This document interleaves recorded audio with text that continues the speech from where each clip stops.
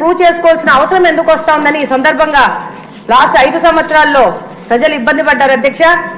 అలాగనే ఒక news channel పెట్టుకొని ఆ న్యూస్ ఛానల్లో తప్పుడు కథనాలు నడుపుకుంటూ అమాయకులైన వాళ్ళని ఇబ్బంది పడుతూ వాళ్ళని రాజకీయంగా మానసికంగా క్షోభ పెడుతూ ఈ 5 సంవత్సరాలు ఈ యొక్క చట్టాన్ని న్యాయాన్ని నడిపినారు అధ్యక్ష ఈ యొక్క ప్రతిపక్ష పార్టీ వాళ్ళు.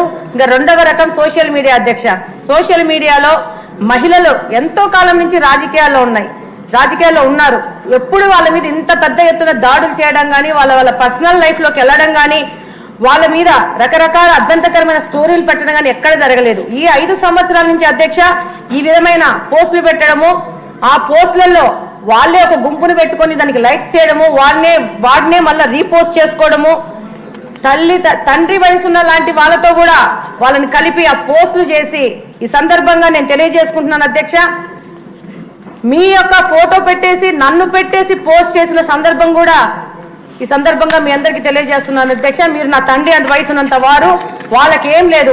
మమ్మల్ని మానసికంగా ఇబ్బంది పెట్టడం, మానసికంగా క్షోభ పెడితే వాళ్ళకి అడ్డం లేకుండా పోతుంది, వీళ్ళు డిప్రెస్ అయిపోతే వాళ్ళకి అడ్డం లేకుండా పోతుంది అనే ఒక్క ఆలోచనతో ఈ విధమైన సాంప్రదాయాన్ని తెరలేపారు అధ్యక్ష.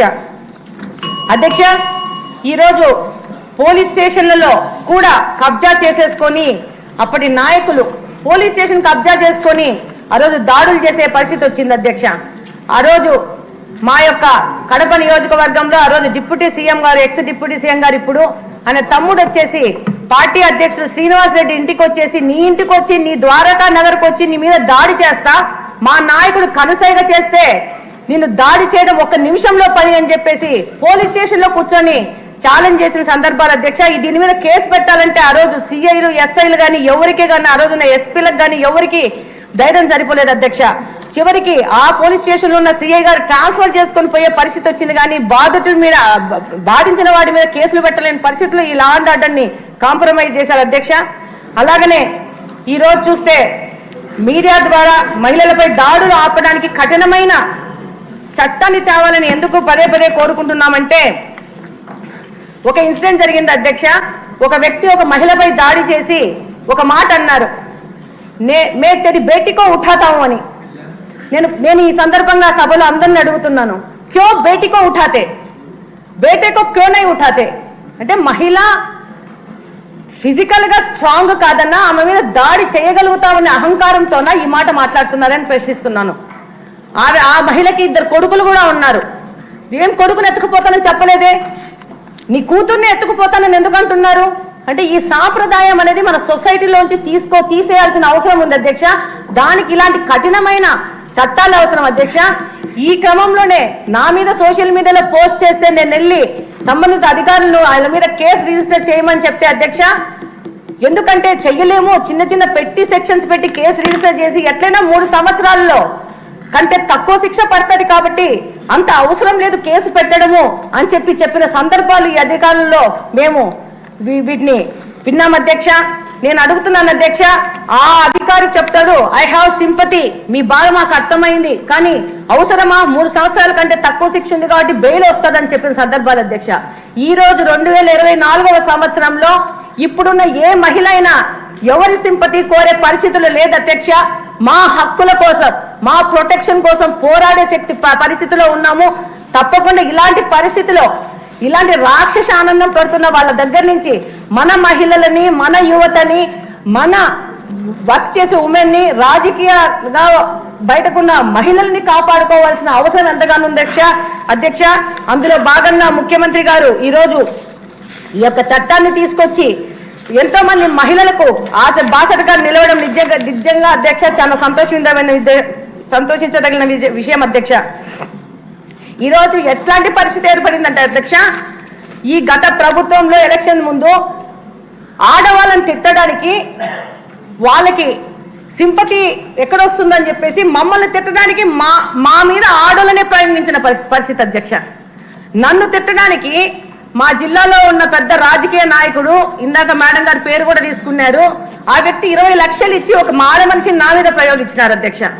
నా మీద పడి నా మాధవిరెడ్డి కుక్క, మాధవిరెడ్డి పింఛన్ తీసుకున్న వయసులో రాజకీయాలకు వచ్చిందని ఇలా మానసికంగా ఇబ్బంది పెట్టే పరిస్థితుల్లో ఆడవాళ్ళని వినియోగిస్తున్నారు అధ్యక్ష.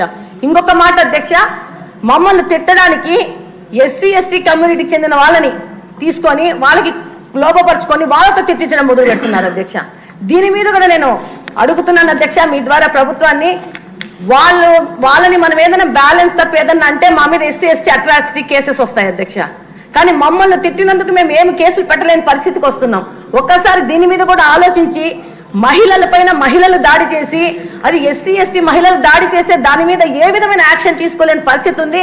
మేము కూడా వాళ్ళ మీద అంతే కఠినమైన సెక్షన్స్ మీద కేసులు పెట్టే విధంగా కూడా ముందుకు పోవాలని చెప్పి ఈ సందర్భంగా తెలియజేసుకుంటున్నాను అధ్యక్ష. ఫైనల్ గా అధ్యక్ష, చిన్న విషయం అధ్యక్ష, మన మహిళలు, మన పిల్లలు, మన యువతను కాపాడుకోవాల్సిన పరిస్థితి ఉంది అధ్యక్ష. పొద్దునే మాట్లాడాం అధ్యక్ష, బ్లేడ్ బ్యాచ్ గురించి, గాంజా గురించి. ఇది మళ్ళా రెండోసారి అధ్యక్ష. ముఖ్యమంత్రి గారు ఉన్నారు కాబట్టి ఆయన వింటారు కాబట్టి మళ్ళా చెప్తున్నాను అధ్యక్ష. ఇప్పుడు మనము మాట్లాడుకున్నాం, గాంజా గురించి మాట్లాడుకున్నాం, మద్యం గురించి మాట్లాడుకున్నాం, డ్రగ్స్ గురించి కూడా మాట్లాడుకున్నాం అధ్యక్ష. ఈ రోజు కడపలో నేను చూస్తున్న పరిస్థితి ఏంటంటే 8 నుండి 10 సంవత్సరాలు ఉన్న పిల్లలకి సొల్యూషన్ తిన్నరు, వైట్నర్ అని చెప్పేసి అవి అలవాటు చేస్తున్నారు అధ్యక్ష. అవి ఏంటో కూడా తెలీదు. దాని మీద కూడా పూర్తి అవగాహన తీసుకొని వాటి మీద కూడా యాక్షన్స్ తీసుకునే పరిస్థితికి వెళ్ళాలి. ఎందుకంటే చిన్న పిల్లలు ఆ 10-12 ఏళ్ల వయసులో వాళ్ళ ఆరోగ్యం పాడైపోతే రేపు వాళ్ళే యాంటీ సోషల్ ఎలిమెంట్స్ గా తయారైపోయేసి ఈ యొక్క సమాజానికి ముప్పుగా వాటిల్లుతారు అధ్యక్ష. అదే కాకుండా పొద్దునే ఎత్తినాము, మినిస్టర్ గారి దృష్టికి కూడా తీసుకుపోవడం అధ్యక్ష. పెయిన్ కిల్లర్ టాబ్లెట్స్ ని పౌడర్ చేసుకుని ఇంజెక్షన్ లో ఎక్కించుకొనేసి వాటిని ఇంజెక్ట్ చేసుకుని తద్వారా వాళ్ళకి ఆ మత్తు వచ్చేదానికి వెళ్తున్నారు అధ్యక్ష. దాని మీద కూడా యాక్షన్ తీసుకోవాల్సిన అవసరం ఉంటుంది అధ్యక్ష. కనుక్కున్న ప్రకారం అయితే ఈ యొక్క మెడిసిన్స్ ను అధికారికంగా కాకుండా వాళ్ళు బిల్లులు లేకుండా అమ్మడం ఒకటి, వాటిని కొనే బిల్లులు అమ్మే బిల్లులు ఏమీ లేకుండా కొరియర్ ద్వారా తెప్పించుకొని బయట నుంచి వాటిని ఈ పిల్లలకి సప్లై చేస్తున్నారు అధ్యక్ష. అది ఒక సమస్య అయితే, రెండో సమస్య ఒకటే ఇంజెక్షన్ 10-15 మంది పిల్లలు వాడుతున్నారు అధ్యక్ష. దానివల్ల ట్రాన్స్మిట్ అవుతాయి సెక్సువల్ డిసీజెస్. దాంతోపాటు తల్లులు వచ్చి మా పిల్లలని జైల్లో వేసేయండి అమ్మా, మేము కంట్రోల్ చేయలేకపోతున్నాము అనే విధంగా ఈ రోజు సమాజం ఉందంటే ఇది చాలా అలార్మింగ్ సిచ్యువేషన్ అధ్యక్ష. దీని ప్రకారం ఈ రోజు ఈ బిల్లు రావడం చాలా సంతోషించదగిన విషయము. దాంతోపాటు ఇలాంటి మైన్యూట్ విషయాలు కూడా గుర్తులో పెట్టుకొని వాటి మీద ఏం యాక్షన్ తీసుకుంటారనేది కూడా మీరు ఆలోచించాలని ఈ సందర్భంగా ముఖ్యమంత్రి గారికి అలాగే మినిస్టర్ గారికి విన్నవించుకుంటున్నాను అధ్యక్ష. థ్యాంక్ యూ అధ్యక్ష.